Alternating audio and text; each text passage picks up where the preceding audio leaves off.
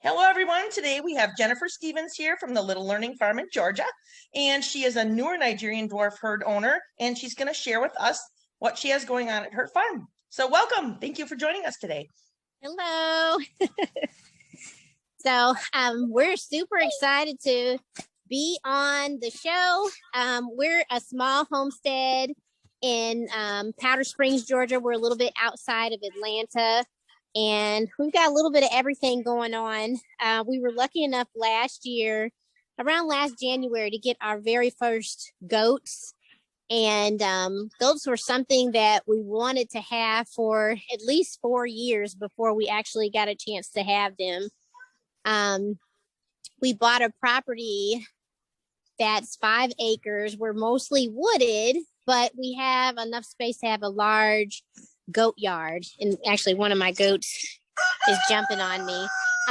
So the goats for us are more so a learning experience. We do have a set of twins that we homeschooled. Our little ones are 6 years old. And so we enjoy the goats as almost like pets, but also we love the milk. So I've learned how to make cheese and ice cream and yogurt from their milk. And we've only really had one goat in milk up until now. We bought a Saanen that was in milk when we bought her. But we also bought some two little Nigerian does. And then we bought two Nigerian bucklings. Now, one of the boys I did castrate, so he's a wether to kind of hang out with our buck. So they are separated from the girls, and I can show that. We've got our boys here kind of separated, and everything's kind of DIY. My husband built all the fencing for us. We've got a goose in here. That's Warden. And Warden actually, when we have meat chickens, he protects our meat chickens. But there's Noah. He's our little wether. And then our buck his name is Harold Varner. So we've had these guys since they were 3 months old. And we've got a big Italian Maremma out here. She protects everyone. And she just turned a year old, so she's still kind of learning the ropes. But our girls, so we bred everyone to Harold Varner, including the Saanen, which I wasn't sure if that would actually work out. But I'll let the babies out. This is our Saanen buttermilk, and she gave birth to triplet mini Saanens last Friday. Oh, they're adorable. They are super cute, and we are just having a bunch of fun with them. We got one doeling and 2 bucklings from her. And then here's one of our Nigerians. Her name is Pepper, and Pepper is still pregnant, obviously. So part of being a beginner with all of this is that we didn't keep really good dates of when everyone got bred. We kind of let Harold Varner stay the night out with the girls for a few weeks. And so we didn't have exact dates. I knew they would come and be born in March, but when in March, we weren't sure. And then in January of this past January, we had a chance to get 2 Nubians, and I wanted to try them out because I knew they were a larger size breed and that their milk was a little creamier than the Saanens, but that also I heard that they had really great personalities and that they were super sweet. So that's June that I just let out, June, and then this is Crazy Laney. Now, June gave us our first surprise baby. She was not supposed to be pregnant. And she gave birth almost 3 weeks ago now to baby Jules there. So is she a full Nubian then, or was she bred by your buck or bred by another Nigerian? So she was bred by a Nubian from the farm she came from. Oh, gotcha. Okay. But like I said, we were in the process of building out these 2 goat barns, thinking that we had 3 more weeks at least before we had any babies. And then one day I came out to feed everyone, and my husband's office is kind of right above all of this. And he heard something that sounded like a baby. So I rushed down only to find that June had had a baby. So that was pretty exciting. One of the dogs had taken the baby from June and was cleaning the baby up. So I had to rectify that situation. But it was pretty exciting because we had a baby goat before we even expected it. And then to have another full bred Nubian doeling is pretty good. So we got a 2-for-1 deal for June.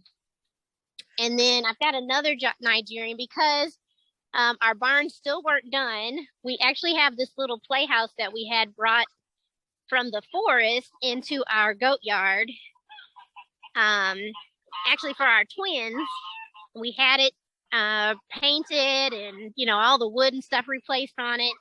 But one of our Nigerians gave birth before we had a chance to finish the goat barn. So she's over here. I love that building. So this is not a permanent situation for her. It's just until everybody just finishes up giving birth. So this is Butterscotch, and she gave birth to our full bred Nigerian baby. So this guy is little hairy, and then you've got Biscuit over there. So, and then I know a lot of people are getting into the mini Nubians, mini Saanens on purpose because they like what happens when they combine the standard size breed with the Nigerian, whether it's, the quality of the milk or they're just a little bit bigger and easier to handle. Are you purposely crossing the two, or is it just because you're newer and you only have the Nigerian buck to use? Like, are you just kind of trying to feel out what, do you like the full size Nubians or where are you at with the different breeds?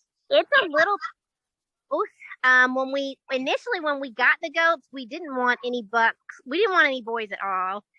And then the lady that we bought them from, she basically was like, you should have your own buck, even if it's just one. And then you could basically, like you said, create these mini Nubians, mini Saanens, with the same buck. And so I said, okay, that sounds interesting. And she explained to us that he wouldn't be that much trouble and all of that. So we agreed. And so it was really very much of us being beginners and just kind of being on this adventure as a family. So, but it's worked out. I'm excited because I got used to milking the Saanen. So I know how to milk a Saanen, but I really don't know how to milk a Nigerian. And the teats are just so small. So I've got to kind of adjust to that. So it's going to be interesting. But as far as personality goes, if I had known any better, like I think the Nubians are definitely the most lovable. They're almost like a dog. This one, Lainey, that's following me around, she is literally like a dog. She just wants to be close to you. She wants to be involved. Whatever I'm doing, like she's right in the mix too. So we've been enjoying all of them. And the Nigerians are super cute too. This one in particular, she's a little skittish, but I think she was dam raised. Whereas Pepper, the one that's still pregnant, I think she was a bottle baby. So she's the one that used to come and like sit on our laps and chew our hair and stuff like that before she got pregnant. So this little Biscuit. So being newer to goats, did you have any livestock experience or even chickens or anything going into this adventure with your family? Or is this just you all decided it was fun and let's give it a go? Right. So I've actually got a Bachelor of Science in Animal Sciences. And I went to University of Illinois, Urbana-Champaign, and they have their own farms there. So I got to have a lot of hands-on experience, doing artificial insemination on cows, all that kind of stuff. But our first animals here on our little homestead were chickens. Okay. It was just, an easy thing to do, easy transition. And then of course the eggs were a great thing to have. So we started out with chickens, And when we built our main garden, it's right in the front of our house because, again, I said a lot of our wooded. We built a coop that was attached to our main garden, and it gives the chickens like a chicken moat where they can go all the way around our whole entire garden. And the chickens were like our gateway animal for sure. So we're doing chicken math. I think we probably have about 30 chickens at this point, but I knew that goats were like my number two thing. So my husband gave in, and we got started last year. And I'm excited that we did because the milk was amazing to have from the Saanen. So it sounds like right now, at least, just the experience of raising your family on the homestead, making things with the milk, that's kind of your primary focus. Do you see yourself getting more into maybe like 4-H with the kids or getting into showing it all or anything like that? Or do you think it's purely going to be for the experience and the milk on your farmstead? So we actually just signed the twins up for 4-H. And then I know that there's a lady on one of the goat Facebook pages that I'm on here in Georgia that wants to start teaching about showing goats through 4-H. And that's something that I'm really interested in. So even though we are beginners, all the goats that we have, except for the Saanen, are registered goats. Oh, nice. So you have the option to do some open showing if you'd like to go that route. Yes. So that's the exciting thing. I know a lot of people just go straight in. They just want a goat and they don't care if they're registered and all of that. And that's definitely the cheaper way to go. But I did want to kind of leave our options open in case this did turn into something, that like we wanted to show them. Now the mini Saanens that we have, because the mama is not a registered goat, I don't know how that works. I guess both parents have to be registered, but these guys, I know that the little doeling, she'll stay with us, but the bucklings will be going. So looks like he has gotten himself stuck. Hold on, Cricket, be sweet. Okay, there you go, baby. So yeah, I think it would be a great option for us, and it would be a learning experience for myself and the twins, for sure, to be able to know, like, what do you look for? What are the body standards? All of that, even maybe earning some milking stars, all kinds of stuff. So we're interested in it all. That's the one thing that's nice about having like Facebook or the internet, especially with your kids being on the younger side for even 4-H.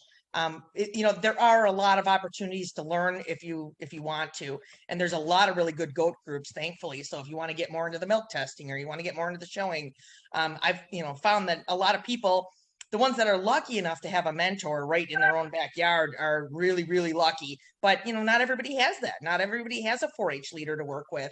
So it sounds like you've been able to locate some good resources, whether it's locally or online, which is a huge blessing. If you're new to the goating. Yes, it has been a huge blessing, and we've been able to even give some advice to some other families that are starting in homesteading. So it's been quite the ride. And like I said, the goats, it's something that we all look forward to, coming out here and spending time with them every day. So they've been a huge blessing to us. So for 2021, what are your goals for your herd this year? Are you going to stick mainly to just kind of working around the farm, or do you think you're going to start maybe going to check out some shows, or if COVID and everything kind of, starts to go back to normal here? So if COVID lets up or things get more normal, I would love to learn more about the showing and what we should be looking for when we're bringing new animals onto the farm. I even learned how to do blood testing. Oh, that's awesome. I haven't figured that one out yet. I learned how to draw blood on my goats. Well, so because of my animal science background, I did work for quite a few years in an animal hospital, so it wasn't terrible. But we weren't sure which girls were pregnant back in January, so we tested everyone. And then we had June and Lainey come on, so I did like a whole biosecurity panel on everyone. But then I also tested the girls that I thought were pregnant. I didn't happen to test June. So that, just learning more skills like that. I now have a goat birthing kit. So just making sure that we have all of those emergency things set in place. It actually took us a find a vet in our area that would see the goats, and we recently found a veterinarian, so that's been great. But I think more than anything, our focus for our homestead with the goats is going to be just learning more about optimal nutrition for them, and then making sure that when we're breeding new animals and we're bringing new animals onto the homestead, that we know exactly what we're looking for. Because we are going to have to get rid of our buck. I love him because he's one of our first goats, but now that we're going to keep a lot of his daughters, I just don't think we're going to be able to keep him. So we're going to be looking for a new buck. So that's going to be a whole project. And he's a handsome guy. So yeah, that's hard when you start to have to move forward a little bit, because your first animals, I think, are always going to kind of stick with you. Yes. So that's the thing. Even my husband's like, "Are you sure we have to get rid of him?" Well, we probably could keep him, but then that would mean more infrastructure, and it's just building and making sure we have the space for them. So yeah, I think just building our knowledge for sure is going to be key this year, and making sure that the twins understand. But I mean, the fact that they got to see most of these babies be born was huge. That in itself was a huge learning experience. And they were kind of like my midwife assistant. Isn't that fun to share with the kids? I mean, that is one of my favorite things, is just being a part of that. Even this really terrible kidding experience we had this weekend, it was something that I was glad that I shared with my kids. It was an important moment in our lives, and it was hard, but we all helped each other get through it. And, it's just another learning tool, I think, as a parent, that we're lucky to have. Yes, I completely agree. So, and we've been blessed. We haven't had any trouble, even with these first time mamas. It's been great. But again, I am sorry. I can't imagine how it feels to lose one of your ladies, one of your does. Yeah, it's sad, but especially when you're breeding, I think you have to have in the back of your head that there's a chance that, things could go south, and you just see how fragile life is. And unfortunately, when you have animals, whether it's a pet dog or a cat or whatever, the time will eventually come where you're going to have to deal with losing, one of your best buddies. And it's a really hard thing for kids to go through. And it's a hard thing, I think, as a parent to watch your kids go through. But, that's the ups and downs of life. And, unfortunately, it was a sad weekend for our family, but then we already rebounded. We've got 3 brand new babies. So that helped everybody kind of move forward a little bit, I think. What would you suggest kind of helped you get you to this point? I think the biggest thing is to, like, if you're going to buy, make sure that it's from someone that you can trust, that can almost be like a mentor to you to help you get started. YouTube and Facebook has been, both of them have been a great resource to me. And then to also make sure you have someone to protect your animals, depending on where you live. Like we live in an area where there's coyotes and everything, and we haven't lost not one animal since we've had the 2 dogs you see. They are fierce protectors of their goats. So that has given us a lot of peace of mind, because initially we thought we would not be able to have them because of the predator pressure here, and then being kind of like on the edge of the woods. So I think just reading as many books as you can, and finding someone that you can trust to buy your animals from ahead of time is going to be amazing. Yeah, and not being afraid to ask questions, no matter how silly they might sound. Wonderful. Did you want to share your website, or do you have a Facebook or a YouTube page or anything, if anybody'd like to learn more about your farm? Well, right now we're off of social media, really. Okay. COVID kind of pushed us off, and we're just kind of being as private as possible right now. But sure, I don't mind leaving my email address available and phone number if people have questions, or would like to, ask us questions, or ask what advice we could offer. but yeah, I'm totally fine with that. I can be reached at Jennifer at thelittlelearningfarm.com.